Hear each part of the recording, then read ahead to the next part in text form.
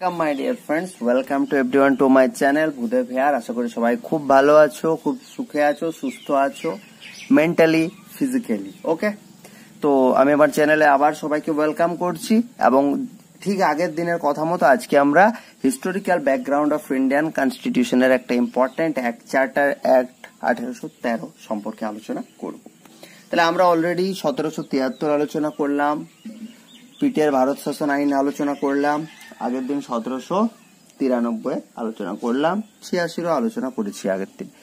আজকে যেটা charter act 1813 এতটাও ইম্পর্টেন্ট না যতটা মানে কোশ্চেন আসার মতো, বাট আমরা একটু জেনে রাখার চেষ্টা করব। দেখো, আমরা নেক্সট অর্থাৎ প্রিভিয়াস 1793 আমরা যেটা আলোচনা করেছিলাম, 1793 আমরা যেটা আলোচনা করেছিলাম যে 20 বছরের জন্য ট্রেড মনোপলিটা আবার বাড়িয়ে দিয়েছিল। তাহলে 1793 থেকে আমি যদি 20 যোগ করি তাহলে কত হয় দেখো তো, 3 9 2 11 11 1 হাতে 1 1813, অর্থাৎ ঠিক 1793 এর 20 বছর পর 1813 এই সনদ আইনটা নিয়ে আসা হয়েছে। এবং হিসেব মতো ওই আগের 20 বছরের পর একটা তো তাদের সাথে কিছু হয়, তাদের যে ট্রেড মনোপলি সেটা হয় তাদের এক্সটেন্ড করতে হতো, নয়তো বন্ধ করতে হতো। বাট ভেরি ইম্পর্টেন্টলি এখানে কিন্তু ট্রেড মনোপলি এক নাম্বার, যদি এটার ইম্পর্টেন্স বলি, ইস্ট ইন্ডিয়া কোম্পানির যে ট্রেড মনোপলি অন ইন্ডিয়া সেটা কিন্তু একদম অ্যাবলিশ করে দেওয়া হলো। তাহলে ট্রেড কোয়েশ্চেন যদি আসে যে trade monopoly of East India Company was abolished by কোন অ্যাক্ট, 4-5টা অপশন দিয়ে দেবে, অ্যাক্টের তো শেষ নাই। তাহলে তোমাকে মনে রাখতে হবে 1813 সালের সনদ আইন দ্বারা তাদের সেই একচেটিয়া, ভারতবর্ষে একচেটিয়া বাণিজ্যের অধিকারটা বিলুপ্ত করা হলো।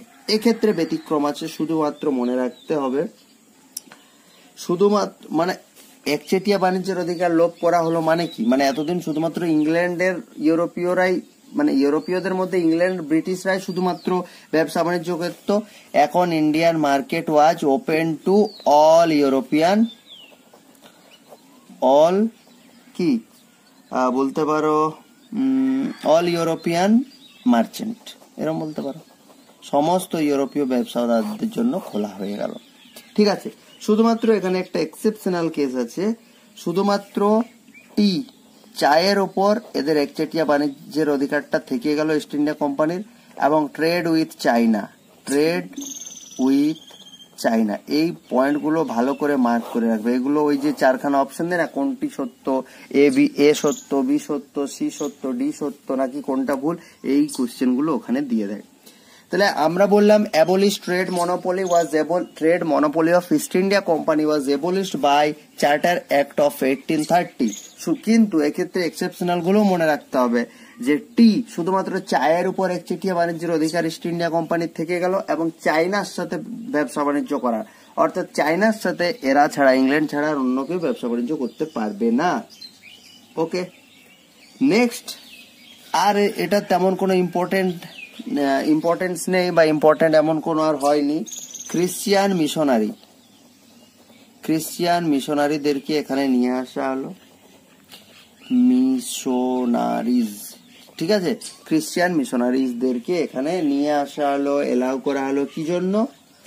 Enlightening the people, enlightening the people, ভেতরের মিনিং থেকে যদি বলতে যাই, ক্রিশ্চিয়ানিটি পাবলিশ করার জন্য, ক্রিশ্চিয়ানিটি প্রচার করার জন্য। ঠিক আছে, নেক্সট আর কি বলতে পারো, ওয়েস্টার্ন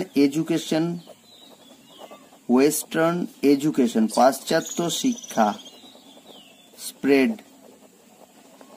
ঠিক আছে, তাহলে spreading of Christianity, spreading of western education in India, এটা থ্রুই করা হলো। এবং আর আমি কি বলতে পারি, আর একটা বলতে পারি কি, লোকাল গভর্নমেন্টকে, ভারতবর্ষের এখানকার যে তৎকালীন লোকাল যে গভর্নমেন্ট, তাদেরকে ডিরেক্ট করা হলো টু ইম্পোজ, কি impose tax on Indian people. এবং যারা যদি কেউ ট্যাক্স দিতে না পারে তাহলে তাদেরকে কি করতে পারো, তাদেরকে তুমি পানিশমেন্টও দিতে পারো তোমার খুশি মতো। ঠিক আছে, তাহলে হিস্টোরিক্যাল ব্যাকগ্রাউন্ড 1813 আমরা যদি আরেকবার মার্চ করে পড়ি, 1793 20 বছরের জন্য 1793 আইনে 20 বছরের জন্য ট্রেড মনোপলিটা বাড়িয়ে দেওয়া হয়েছিল, যেটা 1793 থেকে 20 মানে 1813। 1813তে এসে কিন্তু British government East India company trade মনোপলিটা একদম ইন্ডিয়াতে অ্যাবলিশ করে দিল। অর্থাৎ অ্যাবলিশ করার মানে কি না, মানে বাকি যে ইউরোপিয়ান মার্চেন্ট গুলো ছিল ইন্ডিয়ান মার্কেট তাদের কাছেও অ্যাভেলেবেল হয়ে গেল। এখন শুধুমাত্র চায়ের উপর তাদের একচেটিয়া অধিকারটা থাকলো এবং চীনের সাথে বাণিজ্য করার জন্য তাদের একচেটিয়া অধিকারটা থাকলো। নেক্সট 2 নম্বর, খ্রিস্টান মিশনারিদেরকে অ্যালাউ করা হলো to enlight the Indian people. অর্থাৎ এক কথায় বলতে গেলে এর উদ্দেশ্যটা ছিল যে ক্রিশ্চিয়ানিটিটাকে প্রচার করা ভারতবর্ষে।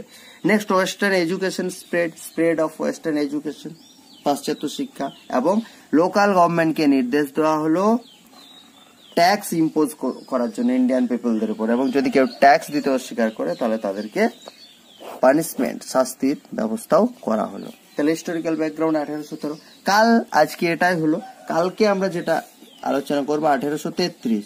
1833 ভেরি ইম্পর্টেন্ট, কারণ এতদিন পর্যন্ত প্রথমে ছিল গভর্নর অফ বেঙ্গল, তারপর হয়েছিল গভর্নর জেনারেল অফ বেঙ্গল। এই যে গভর্নর জেনারেল অফ বেঙ্গল কালকে হয়ে যাবে, এই 1833 থ্রু হয়ে যাবে গভর্নর জেনারেল অফ ইন্ডিয়া। ডেজিগনেশনটা চেঞ্জ হয়ে যাবে এবং এখান থেকে বেশ কিছু এটার ক্যারেক্টারিস্টিক্স আছে, সেটা আমরা কালকে ভালো করে আলোচনা করব। ঠিক আছে, আজকের এই ছোট্ট ভিডিও ছিল, ছোট্ট অ্যাক্ট ছিল, আশা করি আমি বোঝাতে পারলাম। ওকে, সো থ্যাংক ইউ, সবাই ভালো থেকো, কাল দেখা হচ্ছে আবার।